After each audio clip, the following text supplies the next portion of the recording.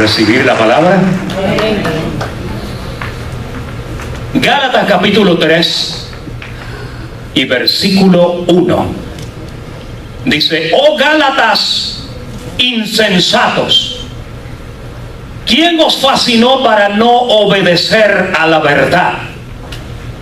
A vosotros, ante cuyos ojos Cristo ya fue presentado como crucificado, claramente entre vosotros como crucificado. Esto solo quiero saber de vosotros: ¿recibisteis el Espíritu por las obras de la ley o por el oír con fe? ¿Tan necios sois? Oye, pero qué duro le están hablando a esta congregación. Si un pastor le habla así de duro a la congregación en el siglo XXI, se levantan y se van.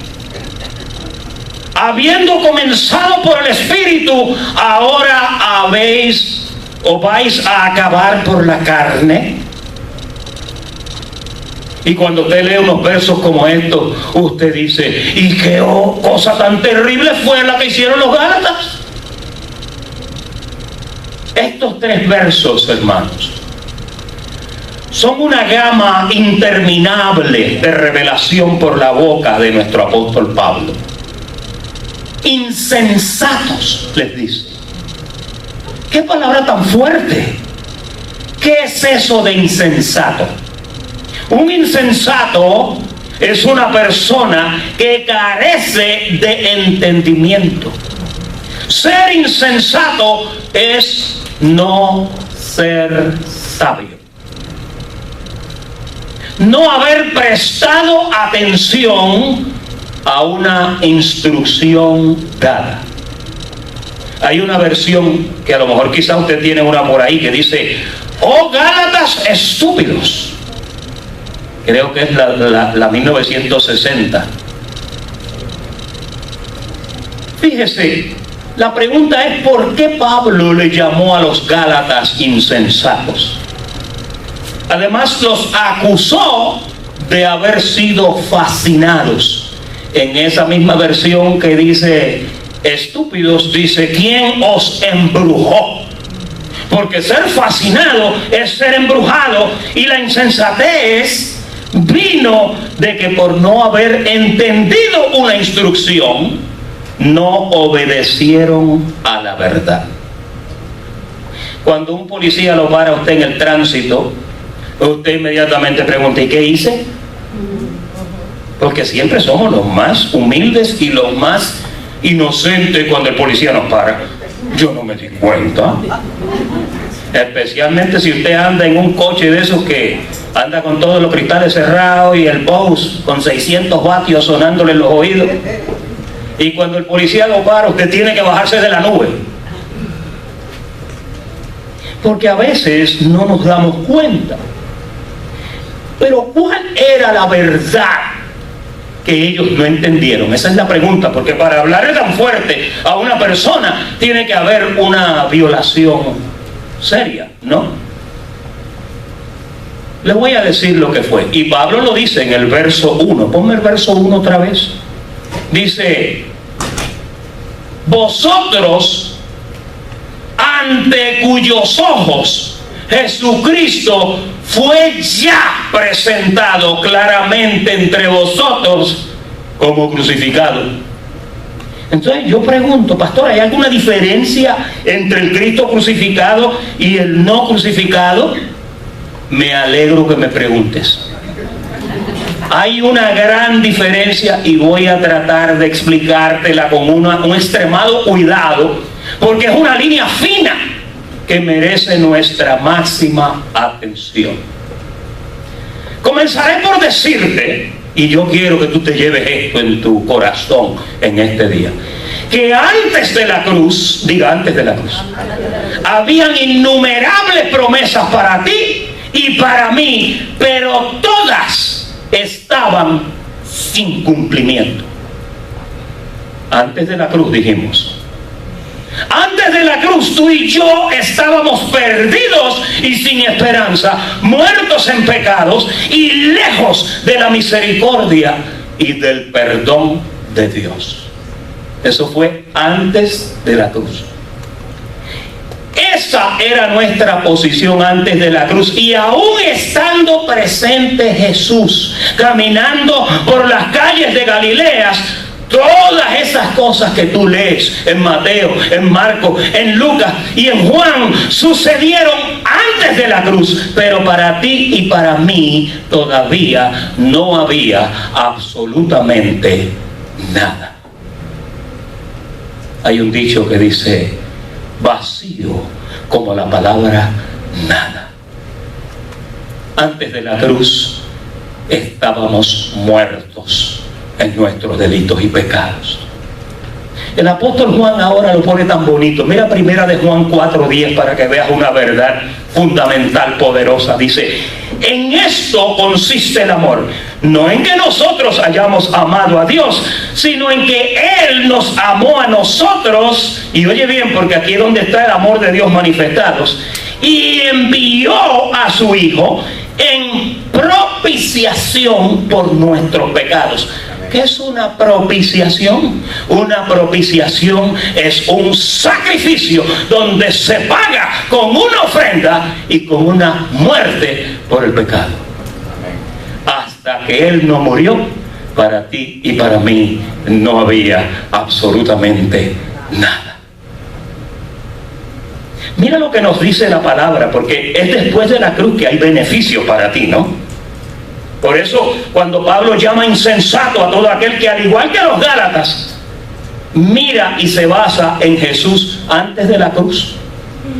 Si tú estás viendo a Jesús antes de la cruz, tienes que tener un cuidado extremado. Y ahorita vamos a hablar de eso, porque mira, el no saber explicar este punto te puede lanzar a otra doctrina o mandarte a un error graso donde te conviertes en un enemigo de la cruz de Cristo, el cual nos ha librado de la potestad de las tinieblas y trasladado al reino de su amado Hijo.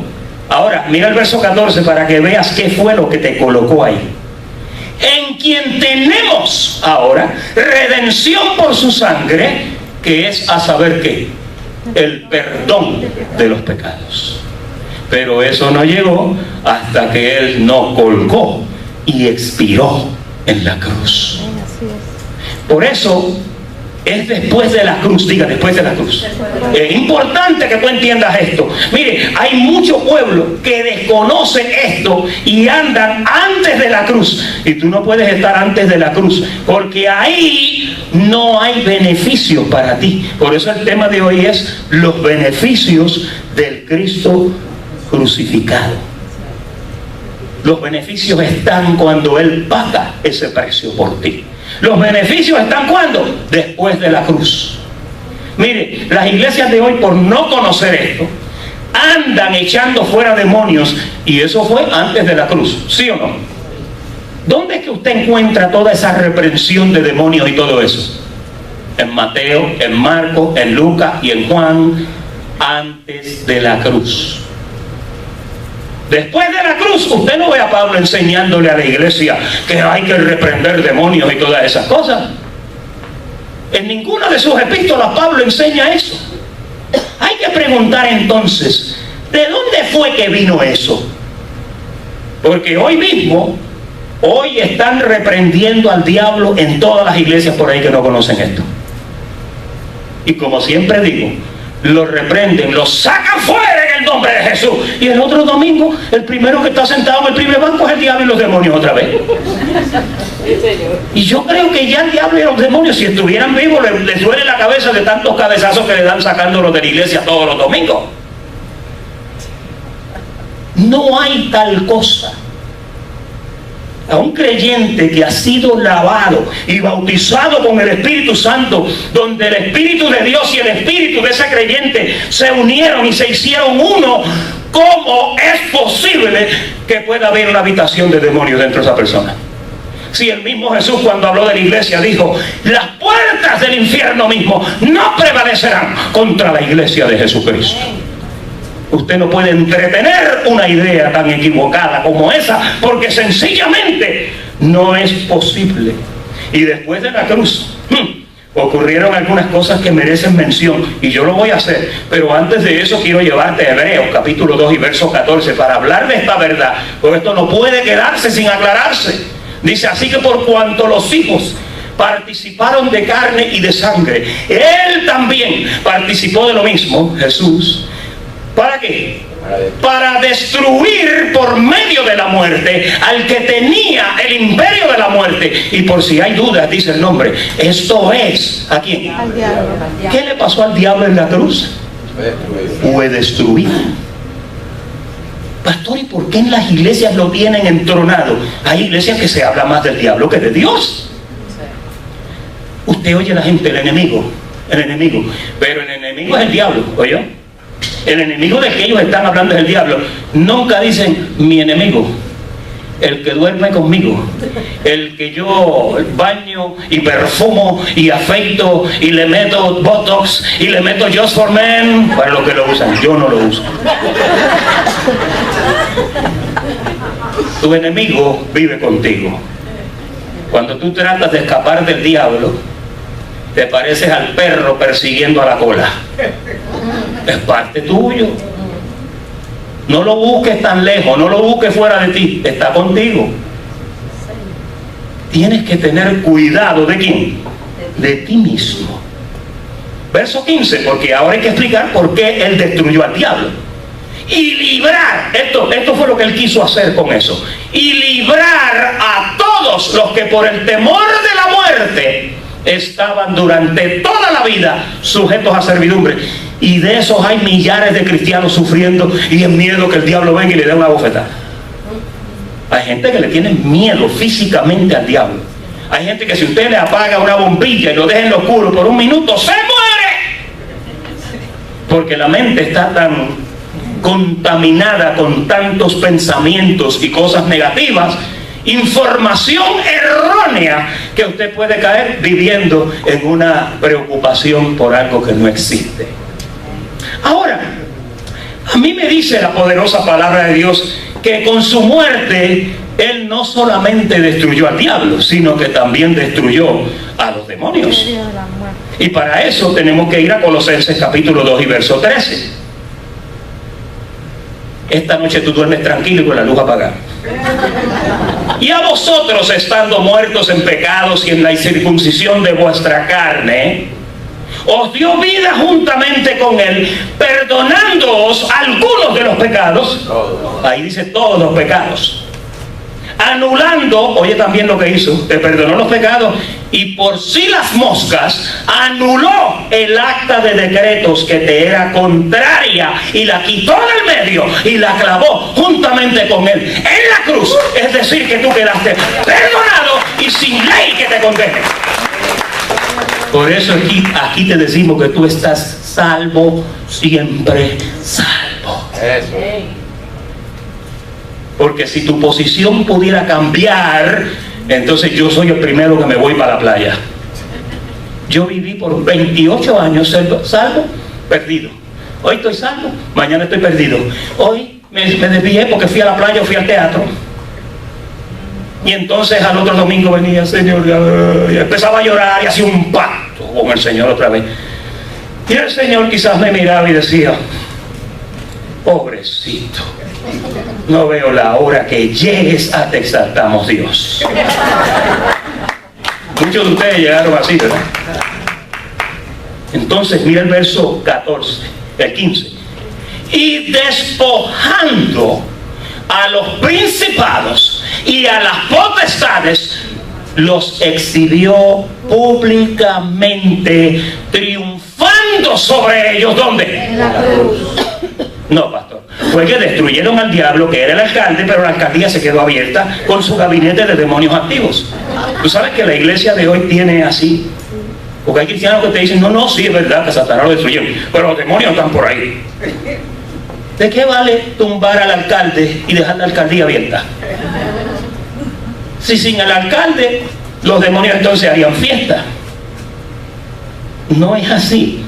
Dios sacó al que tenía el imperio de la muerte, lo destruyó, y todo lo que tenía que ver con él también lo destruyó, y la ley que te condenaba también la quitó del medio y te dejó libre para siempre.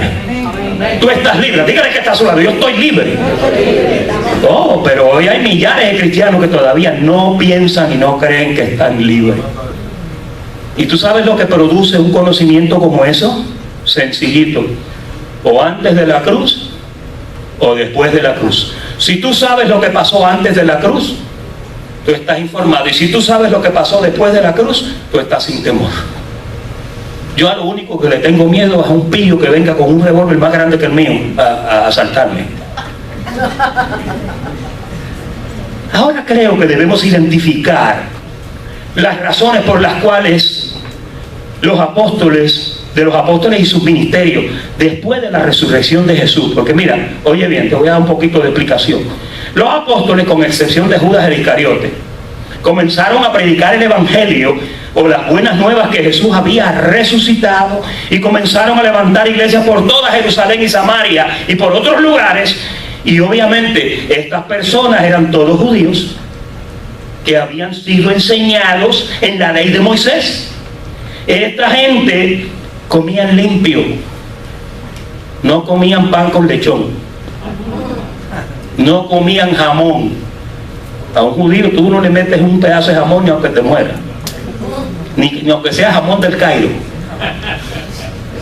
Practicaban todas las costumbres judías que habían y por haber, y por lo tanto su vida y su enseñanza eran basadas en esos principios de cómo ellos vivían. Pablo no había llegado a la escena. Él no se conocía con los apóstoles la diferencia entre un evangelio entre gentiles y un evangelio de judíos. No se sabía. Entonces ellos pues te predicaban y te enseñaban lo que ellos entendían y cómo ellos vivían. Por eso cuando tú lees la Biblia, tú tienes que entender que si te está hablando Pedro, te va a sonar de una forma. Si te habla Pablo, te está sonando de otra, ¿sí o no? Entonces, el que es escriba docto, la palabra dice que el escriba docto, el estudiante inteligente de la palabra, dice que sabe sacar del tesoro de la palabra cosas nuevas y cosas viejas. Cuando tú lees la Biblia, tú tienes que dividir. Hay dos pactos metidos ahí. Y tú tienes que saber en cuál pacto estás cuando estás leyendo. Porque puedes caer aplicando cosas del viejo pacto en el nuevo pacto. Eso sería como tú meterte una Tylenol que expiró en el año 2007. Tú tienes que tener cuidado. Los medicamentos tienen una fecha de expiración. El pacto de ley tuvo una fecha de expiración y hace 21 siglos que expiró, y tú no puedes seguir tomando medicina del viejo pacto. Ahora es un nuevo pacto. Diga, nuevo pacto. No se conocía esa diferencia. Pero al no conocerse esas diferencias, ¿qué pasa? Que predicaban un evangelio donde tú no conocías ninguna diferencia. Ahora, después de eso, cuando usted lea Gálatas, el capítulo 2, usted nota que el apóstol Pablo explica y dice que pasaron como 14 años. Y después de los 14 años, él relata que después de ese tiempo, él volvió a subir a Jerusalén. Y cuando llegó a Jerusalén, que dice que lo hizo con cierto cuidado. Léase ese capítulo 2 de Gálatas para que usted vea. Dice que cuando llegó a Jerusalén, vio cosas que a él no le agradaron y tuvo que confrontar al líder, que era Pedro. Y en el versículo 11, él confronta a Pedro y él explica y dice: pero cuando Pedro vino a Antioquía, le resistí cara a cara porque era de condenar. Pedro, ¿tú sabes que Pedro con su sombra se sanaban los enfermos? Pedro caminó sobre el agua, aunque después hundió. Pedro fue el hombre que le entregaron las llaves de la predicación del evangelio. Aún en nuestros hermanos católicos, Pedro es el santo mayor. Entonces dice ahí que antes que vinieran algunos de parte de Jacobo, versículo 12, comía con los gentiles. Oye esto, ahora aquí tenemos un Pedro que comía no limpio. Cuando estaba con los gentiles comía pan con lechón y comía jamón del Cairo. Y dice que después, cuando veía que venían los de la circuncisión, se retraía y se apartaba porque tenía miedo de los de la circuncisión. Este es el apóstol Pedro, ¿yo? Ahora, aquí viene otro verso, el 13. Y en su simulación, diga simulación. ¿Sabes otra palabra para simulación? Hipocresía. Un hipócrita es un artista en el idioma griego, porque el artista desempeña un papel de algo que él no es un hipócrita. Eso es un artista. Los artistas de Hollywood son, para los griegos, son hipócritas, porque proyectan un papel. Pues ahí dice que en la simulación participaban también los otros judíos. Es decir, que cuando Pablo llega a Jerusalén 15 años después, 14 o 15 años, encuentra al líder y a los judíos en una posición donde todos andaban en hipocresía. Mire si fue así. Y aquí está el sobrino de Pablo, que aún Bernabé fue también arrastrado por la hipocresía de ellos. Esta es la condición de la iglesia, y te estoy hablando de por qué en la iglesia abundan doctrinas antes de la cruz, porque ellos no conocían esa línea divisoria. Aquí vemos evidenciado que a los creyentes gentiles en las iglesias pedrinas se les enseñaba a guardar los ritos de la ley y las costumbres, que lo vamos a ver ya mismo.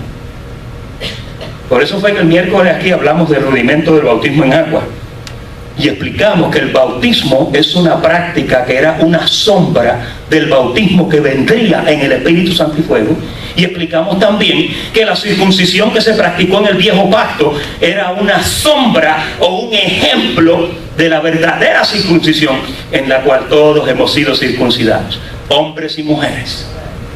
Dice que hemos sido circuncidados con una circuncisión no hecha a mano, que consistió en echar de nosotros el cuerpo pecaminoso carnal en la circuncisión de Cristo. Por eso cuando Dios te ve perfecto. Tú tienes que entender que cuando el Señor te mira, te ve santo y sin mancha. Amén. Gracias. Pastor, es que yo no me veo así, pero es porque tú tienes que ver esa parte espiritual, y ya ahorita entramos a eso. Mira otra cosita que Pedro hacía. Mira lo que dice aquí en Hechos 2:38. Pedro decía, mira lo que decía Pedro: arrepentíos y bautícese cada uno de vosotros en el nombre de Jesucristo. ¿Para qué? Para perdón de pecado. Fíjate, te llamaban a un bautismo en agua para que te perdonaran los pecados. Lo único que puede limpiar tu pecado es la sangre de Cristo. El profeta decía que aunque te laves con sal de lejía, oye, la sal de lejía era como el jabón limpiol de Puerto Rico. Era un canto de jabón así, que tú comprabas 5 centavos de jabón, te daban un cuadro así, azul, y eso agarraba las manchas y las destruía. Yo no sé cómo lo decían en tu país, pero era un jabón, un pedazo de jabón.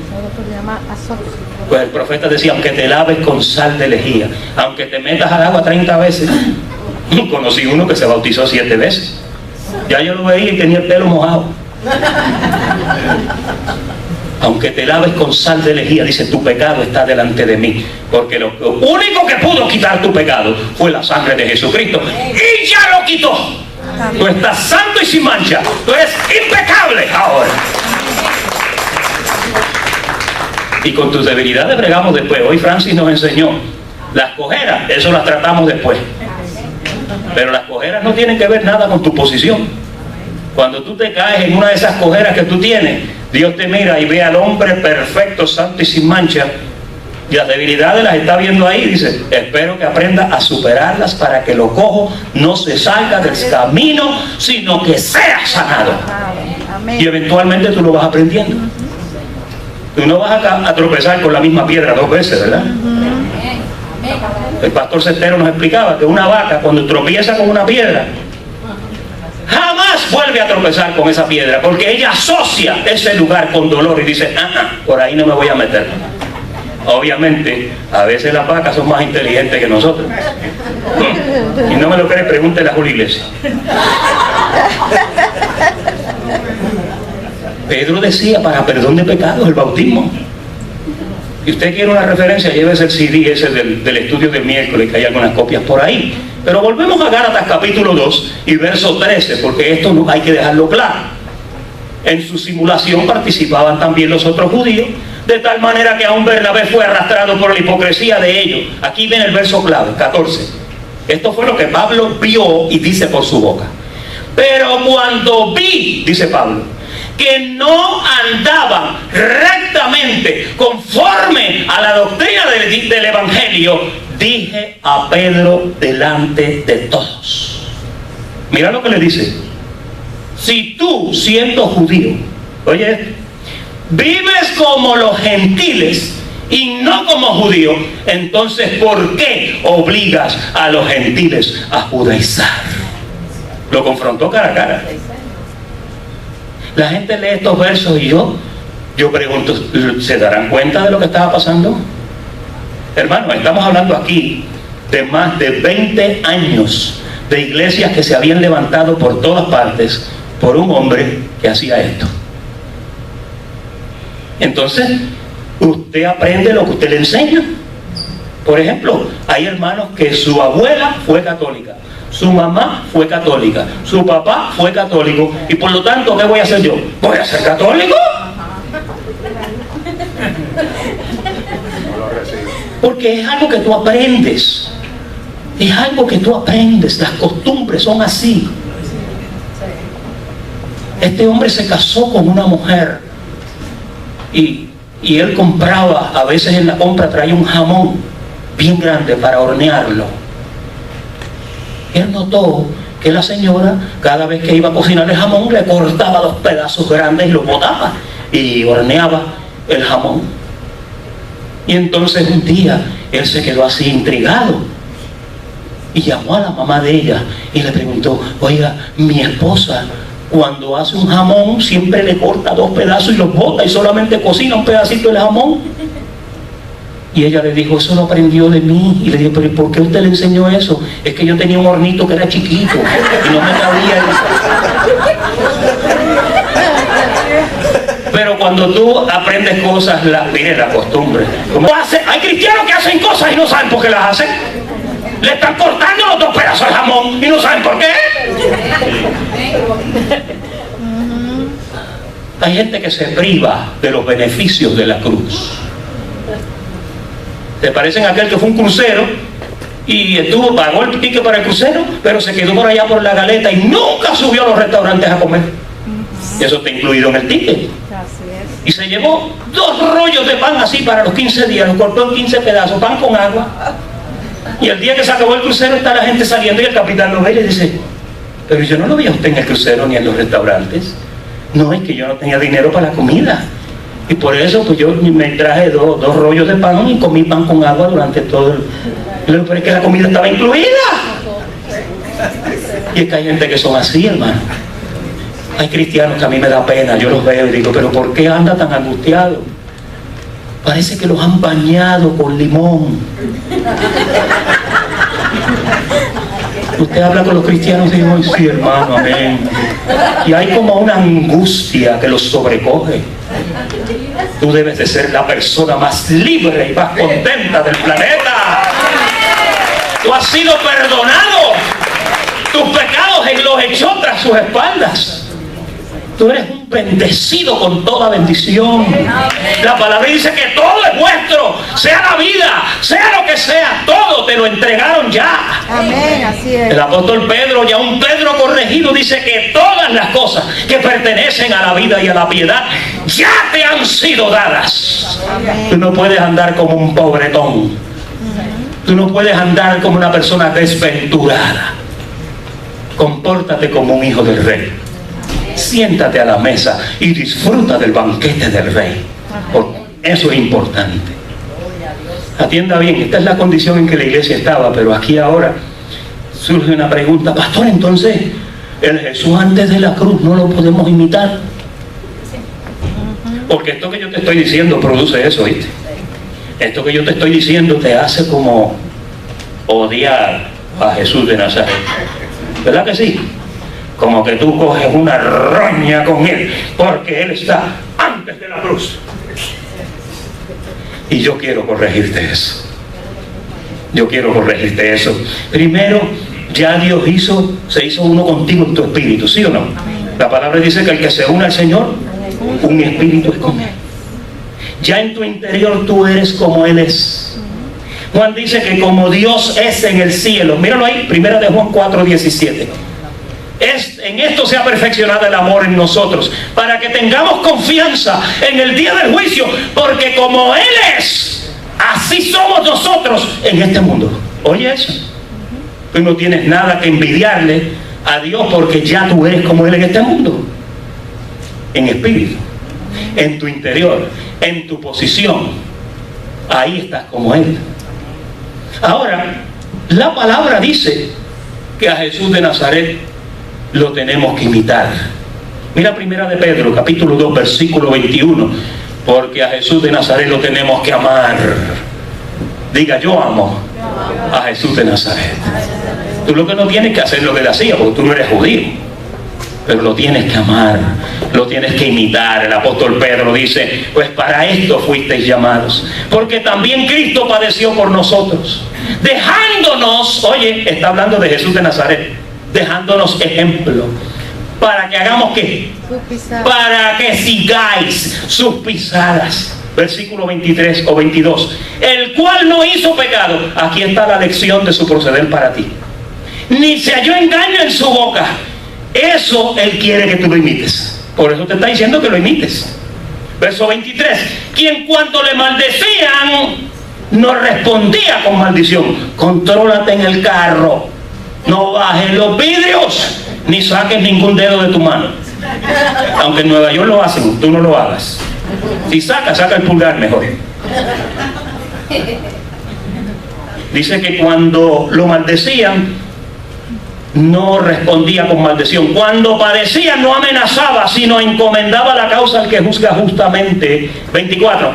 Quien llevó Él mismo nuestros pecados en su cuerpo sobre el madero, para que nosotros, estando muertos al pecado, vivamos a la justicia, y por cuya herida fuisteis sanados. Tu ejemplo es Jesús. Mira lo que nos dice Pablo respecto a esto. Filipenses capítulo 2, versículo 5. Oye qué lindo. Haya pues en vosotros este sentir que hubo también en Cristo Jesús. Ahora explica.